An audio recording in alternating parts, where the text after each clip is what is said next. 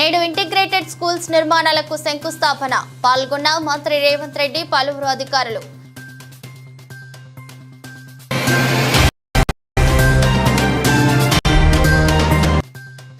ఏపీలో నేటి నుంచి రేషన్ కార్డుపై తక్కువ ధరకే వంట నూనెలు స్పష్టం చేసిన పౌర సరఫరాల శాఖ మంత్రి నాదెండ్ల మనోహర్.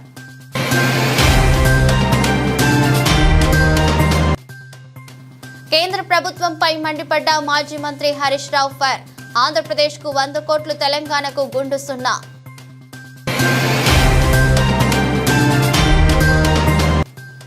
మంత్రి సురేఖ పైన క్రిమినల్ పరువు నష్టం కేసు దాఖలు చేసిన భారత రాష్ట్ర సమితి వర్కింగ్ ప్రెసిడెంట్ కేటీఆర్.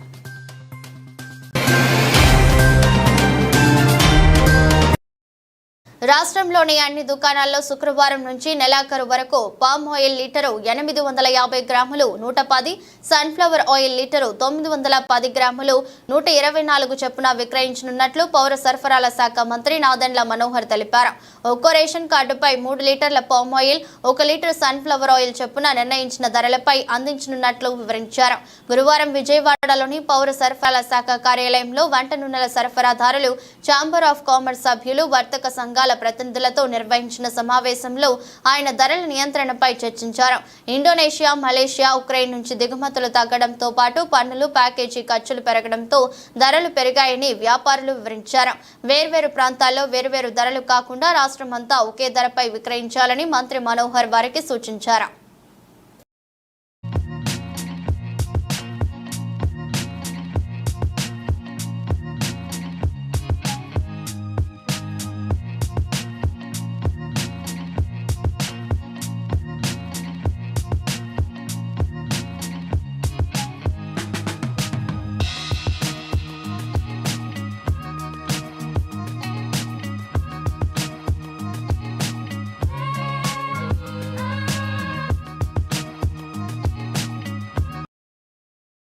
విశాఖలో దునిచి నృత్యంతో బెంగాలీలు పూజలు. విశాఖలో స్థానిక నగర వాసులతో పాటు ఇతర రాష్ట్రానికి వచ్చిన బెంగాలీలు కూడా దసరా వేడుకలు అంగరంగ వైభవంగా చేస్తున్నారు. దసరాలో దుర్గమ్మ పూజ అంటే బెంగాలీ ప్రజలందరికీ అమితమైన పండుగ. ప్రపంచం నలుమూలల నుండి ఒకే చోట చేరి కుటుంబం అంతా కలిసి దసరా పండుగ అమ్మవారి వద్ద జరుపుకుంటారు. సరదాగా కుటుంబ సభ్యులతో విందు చేస్తూ అమ్మవారి వద్ద ప్రతిరోజు నృత్యం చేస్తారు. దుర్గమ్మ పూజ అంటే బెంగాలీలు దునిచి నృత్యం అనాదిగా వస్తున్న ఆచారమని నిర్వాహకులు అంటున్నారు. సంప్రదాయం వస్త్రాలు, కుర్తాలు మరియు చీరలు ధరించి పురుషులు, స్త్రీలు కలిసి డాక్ శబ్దంతో ఈ నృత్యం చేస్తారని తెలిపారు. నృత్యం చేసేటప్పుడు చేతుల్లో కాలుతున్న కొబ్బరి తురుములను వేసి మట్టి కుండలతో నృత్యం చేస్తామని అంటున్నారు. रहने वाले सब लोग बंगाली लोग हैं। बहुत सालों से ये एसोसिएशन बंगाली लोग मिलके चला रहे हैं। हम लोग यहाँ पे Durga Puja, Lakshmi Puja, Saraswati, whatever the culture is there for Bengalis, हम लोग फॉलो करते हैं। बंगाली का ढाक के साथ डांस करना दुर्गा पूजा का एक रिचुअल्स है, तो हम लोग उसको अभी तक मेंटेन करते आ रहे हैं। आप लोग आए हैं तो आप लोग भी इस पार्ट का हिस्सा बन के जाइए, देखिए हम लोग कैसे दुर्गा माँ को पूजा करते हैं, और ये डांस भी उसी का एक जरिया है। बहुत ये हमारा ही पूजा है, ये 5 दिनों के लिए हमारा घर हो जाता है। हम लोग सब इधर ही पूजा सुबह से आए हुए हैं, पूजा हो गया, भोग हो गया, अभी आरती होगा, हमारा डांस, छोटे छोटे बच्चा लोगों का कल्चरल प्रोग्राम भी है, फिर उसके बाद हम लोगों का लंच होता है, महाभोग होता है, फिर शाम को कल्चरल प्रोग्राम है। मतलब पूरा दिन हमारा 5 दिन यहीं पे चलता है। माता रानी के साथ हम लोग इधर ही रह जाते हैं। तो नमस्ते, हम लोग इधर उत्सव का अमकसा में जो बंगाली एसोसिएशन का जो पूजा हो रहा है, हम लोग इधर का ही है, लोकल है हम लोग इधर। अभी हाँ, विशाखापट्टनम का अभी इधर बहुत सीनियर लोग भी है, लोगों का बहुत सारे ये मतलब एक्सपीरियंस है। क्या कर रहे हैं? हम लोग अभी बंगाली दुर्गा पूजा का जो डांस होता है ना, वो हमारे रिचुअल्स में आता है, वही हम अभी सब, जैसे कि माँ को खुश, बिकॉज हम सब खुश हैं, माँ को भी हम अपनी खुश दिखाने के लिए ये धुनुची नृत्य होता है।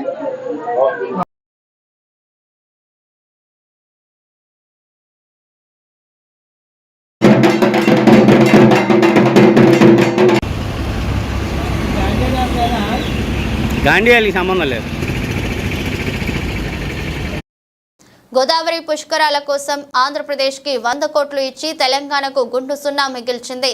తెలంగాణ నుంచి 8 మంది బీజేపీ ఎంపీలు, 2 కేంద్ర మంత్రులు ఉన్నా తెలంగాణ రాష్ట్రానికి 1 రూపాయి కూడా సాధించలేకపోయారు.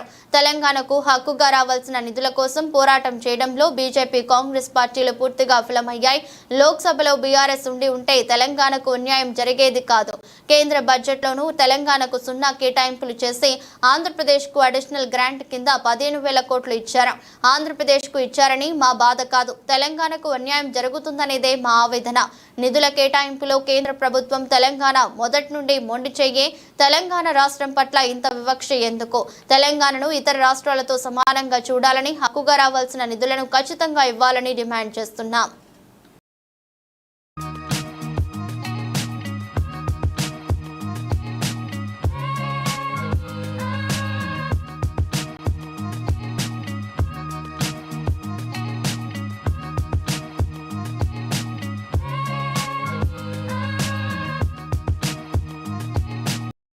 మంత్రి పదవిలో ఉండి తన స్థాయి మిరిచి దిగజారుడు వ్యాఖ్యలు చేసిన మంత్రి కొండా సురేఖ పైన భారత రాష్ట్ర సమితి వర్కింగ్ ప్రెసిడెంట్ కె తారక రామారావు క్రిమినల్ కేసులు దాఖలు చేశారు.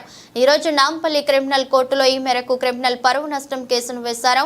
ఎలాంటి ఆధారాలు లేకుండా కేవలం దురుద్దేశపూర్వకంగా అడ్డగోలు వ్యాఖ్యలు చేసిన కొండా సురేఖ పైన చట్ట ప్రకారం చర్యలు తీసుకోవాలని, తగిన శిక్ష వేయాలని కోర్టులో కేటీఆర్ తన న్యాయవాదుల ద్వారా కేసు వేశారు.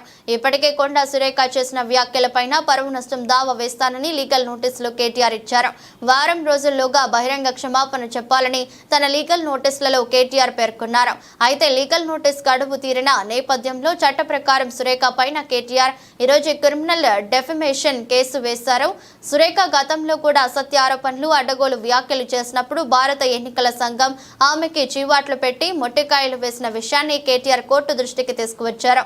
ఆమె తాజాగా చేసిన వ్యాఖ్యలు కేవలం రాజకీయపరమైన వ్యాఖ్యలు మాత్రమే కావని, తన పరువుకు భంగం కలిగించేలా ఉద్దేశపూర్వకంగా ప్రణాళికాబద్ధంగా చేసిన కుట్రగా చూడాలని కేటీఆర్ కోర్టుకు విజ్ఞప్తి చేశారు. సురేఖ చేసిన వ్యాఖ్యలకు పరిగణలోకి తీసుకుని వాటి వెనుక ఉన్న నేరపూరిత దురుద్దేశాల పరిగణలోకి తీసుకుని ఆమెకి చట్ట ప్రకారం శిక్ష వేయాలని కోర్టుకి కేటీఆర్ విజ్ఞప్తి చేశారు. సురేఖ గతంలో చేసిన వ్యాఖ్యల చరిత్రను పరిగణలోకి తీసుకుని క్రిమినల్ పరువు నష్టం చట్టాల ఆధారంగా కఠిన శిక్ష వేయాలని కోరారు. త్వరలోనే వీటితో పాటు పరువు నష్టం తాలూకు సివిల్ దావాను కూడా కేటీఆర్ నమోదు చేసే అవకాశం ఉంది.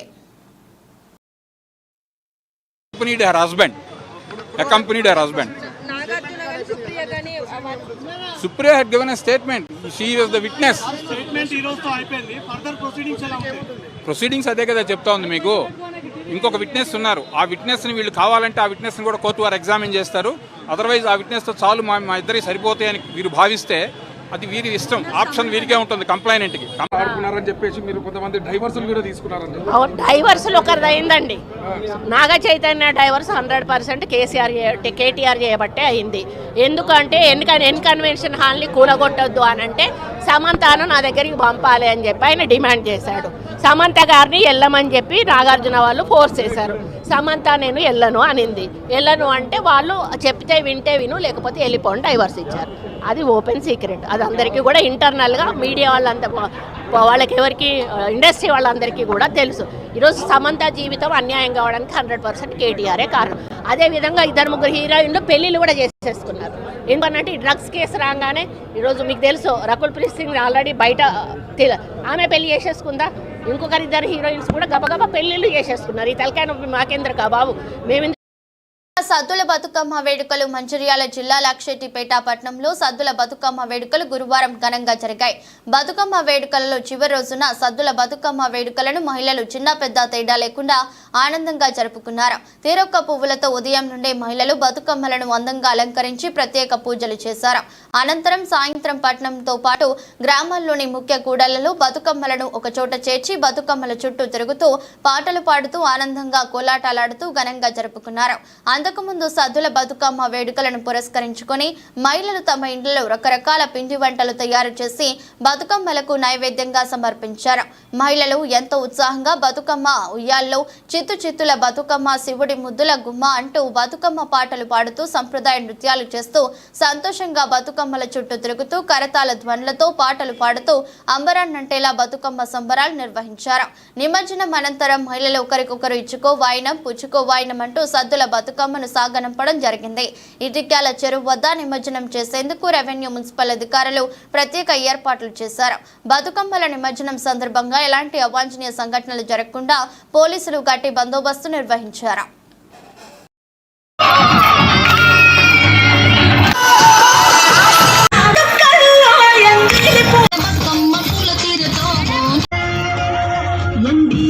పెద్దపల్లి జిల్లా అంతర్గాం మండల కేంద్రంలో బతుకమ్మ వేడుకలు అంగరంగ వైభవంగా ఆడపడుచులు జరుపుకోవడం జరిగింది. ఈ సందర్భంగా మాట్లాడుతూ బతుకమ్మ సంబరాలు 9 రకాల సద్దుల బతుకమ్మ, ఎంగిలి పూల బతుకమ్మ అంటూ రోజుకొక పేరుతో కొలిచే గౌరీదేవి నవరాత్రులు, బతుకమ్మ సంబరాలు, పిల్లల ఆటపాటలు, అలంకారాలు, కోలాటాలతో నిర్వహించేదే బతుకమ్మ. నాటి సంప్రదాయాలను మరిచిపోకుండా పిల్లలందరికీ కొత్త వస్త్రాలు ధరించి కోలాటాలు వేస్తూ రంగురంగుల ముగ్గులతో రంగురంగుల పూలతో బతుకమ్మను అలంకరించి పూజించి ఆ తల్లిని సౌభాగ్యాన్ని మాకు అందించమని వేడుకుంటూ కొలిచే పండుగ బతుకమ్మ పండుగ. వెళ్ళి రావమ్మ మళ్ళీ రావమ్మ గౌరమ్మ అంటూ ఆటపాటలతో బతుకమ్మ వేడుకలు జరుపుకోవడం విశేషం.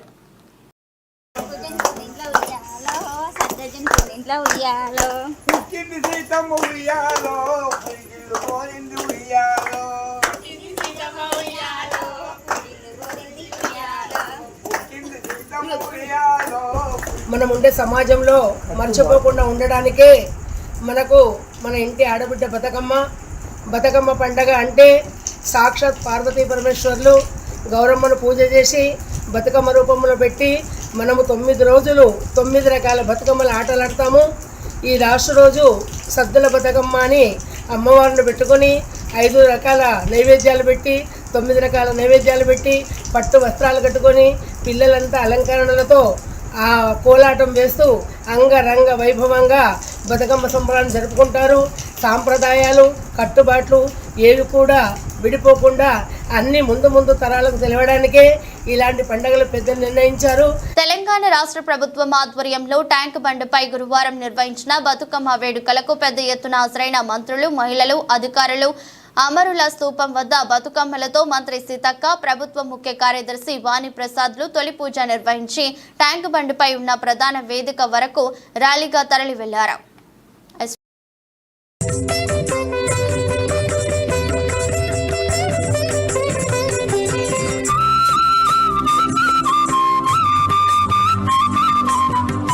రాష్ట్రంలోని బడుగు బలహీన వర్గాల విద్యార్థులకు అంతర్జాతీయ స్థాయి సౌకర్యాలతో అత్యంత ప్రామాణికమైన విద్యను అందించాలన్న రాష్ట్ర ముఖ్యమంత్రి గారి ఆదేశాల మేరకు రేపు వివిధ జిల్లాల్లోని 28 ప్రాంతాల్లో యంగ్ ఇండియా ఇంటిగ్రేటెడ్ రెసిడెన్షియల్ స్కూల్స్ల నిర్మాణాలకు శంకుస్థాపన చేయనున్నట్టు రాష్ట్ర ప్రభుత్వ ప్రధాన కార్యదర్శి శాంతికుమారి వెల్లడించారు. మొదటి దశలో చేపట్టనున్న ఈ యంగ్ ఇండియా ఇంటిగ్రేటెడ్ రెసిడెన్షియల్ స్కూల్స్ల పనులకు శంకుస్థాపన కార్యక్రమం ఏర్పాట్లపై సంబంధిత జిల్లాల కలెక్టర్లతో గురువారం సాయంత్రం సీఎస్ టెలికాన్ఫరెన్స్ నిర్వహించారు. రాష్ట్ర ప్రభుత్వ విద్యాశాఖ ముఖ్య కార్యదర్శి బుర్రా వెంకటేశం, ముఖ్యమంత్రి కార్యాలయ కార్యదర్శి అజిత్ రెడ్డి, సమాచార శాఖ స్పెషల్ కమిషనర్ హనుమంతరావులు కూడా పాల్గొన్న ఈ టెలికాన్ఫరెన్స్ లో శాంతికుమారి మాట్లాడుతూ రంగారెడ్డి జిల్లాలోని షాద్ నగర్ నియోజకవర్గంలోని కొందుర్గులో రాష్ట్ర ముఖ్యమంత్రి రేవంత్ రెడ్డి, మధుర నియోజకవర్గంలో ఉప ముఖ్యమంత్రి బట్టి విక్రమార్క ఈ ఇంటిగ్రేటెడ్ రెసిడెన్షియల్ స్కూల్స్ నిర్మాణాలకు శంకుస్థాపన చేస్తారని తెలిపారు. రేపు జరిగే శంకుస్థాపన కార్యక్రమానికి సంబంధిత జిల్లాల మంత్రుల, ఇన్ఛార్జ్ మంత్రుల ఆమోదం పొందిన అనంతరం ఈ కార్యక్రమం గన్పూర్, తుంగతుర్తి, మునుగోడు, చెన్నూరు, షాద్నగర్, పర్కాల, నారాయణ్ ఖేడ్, దేవరకద్ర, నాగర్ కర్నూల్, మానకొండూర్, నర్సంపేట మధ్య రైల్వే అందుబాటులో ఉన్న వనరులను సమీకరించడం ద్వారా రైలు ప్రయాణికుల అవసరాలను తీర్చడానికి క్రమం తప్పకుండా సెలవు మరియు పండుగ సీజన్లలో ముఖ్యమైన సందర్భాలలో ప్రత్యేక రైళ్లను నడుపుతోంది. దసరా మరియు దీపావళి పండుగల సీజన్ దృష్ట్యా అక్టోబర్ మరియు నవంబర్ మాసాలలో రెండు తెలుగు రాష్ట్రాల మధ్య ప్రయాణానికి డిమాండ్ ఎక్కువగా ఉంటుంది మరియు ఉత్తర భారత రాష్ట్రాలైన బీహార్, ఉత్తరప్రదేశ్ మరియు పశ్చిమ బెంగాల్ వంటి తూర్పు రాష్ట్రాలకు కూడా ప్రయాణించడానికి అధిక డిమాండ్ ఉంది. దక్షిణ మధ్య రైల్వే ఈ పండుగల దృష్ట్యా ప్రయాణికుల సౌకర్యార్థం అదనపు రద్దీని తగ్గించడానికి వివిధ గమ్యస్థానాల మధ్య 1400 ప్రత్యేక రైళ్లను ప్రకటించింది. ప్రస్తుతం ఈ రైళ్లు అక్టోబర్ 1 నుంచి నవంబర్ 30 వరకు వేర్వేరు తేదీల్లో నడపబడుతున్నాయి. ప్రజల పెరుగుతున్న డిమాండ్ను తీర్చడానికి రాబోయే రోజుల్లో మరిన్ని ప్రత్యేక రైళ్లను ప్రకటించాలని దక్షిణ మధ్య రైల్వే యోచిస్తోంది. ఈ రుచికరమైన నవరాత్రి స్పెషల్ థాలీని రైల్వే IRCTC మొబైల్ యాప్ మరియు రైల్వే అధికారిక వెబ్సైట్ ద్వారా ఆన్లైన్లో ఆర్డర్ చేసుకోవచ్చును. రైల్వే ప్రయాణికులకు అనుకూలమైన మరియు సౌకర్యవంతమైన ప్రయాణాన్ని అందించే ప్రయత్నంలో భాగంగా డిమాండ్ ఎక్కువగా ఉన్న రైలు మార్గాలను క్రమం తప్పకుండా ఎప్పటికప్పుడు విశ్లేషిస్తూ నిరంతర పర్యవేక్షణ ద్వారా ప్రయాణికుల రద్దీకి అనుగుణంగా రైళ్లను సమర్థవంతంగా నడుపుతున్నట్లు తెలిపారు.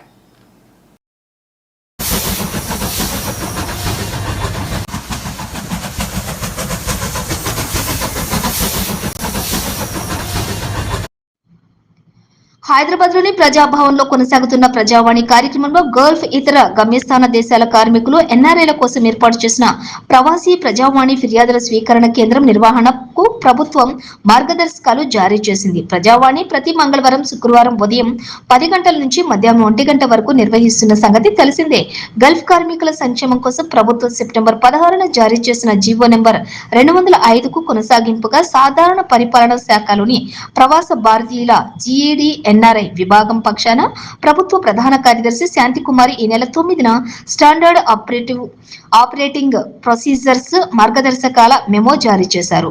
ప్రవాసీ ప్రజావాణిలో స్వీకరించినటువంటి ఫిర్యాదుల పరిష్కారానికి సంస్థాగతంగా ప్రామాణీకరించాలని చెప్పి ప్రభుత్వం నిర్ణయించింది. అయితే గల్ఫ్ కార్మికుల పిల్లలకు ప్రభుత్వ గురుకుల పాఠశాలలో అడ్మిషన్ల కొరకు వచ్చిన దరఖాస్తులను తదుపరి చర్యల కోసం విద్యాశాఖకు బదిలీ చేశారు.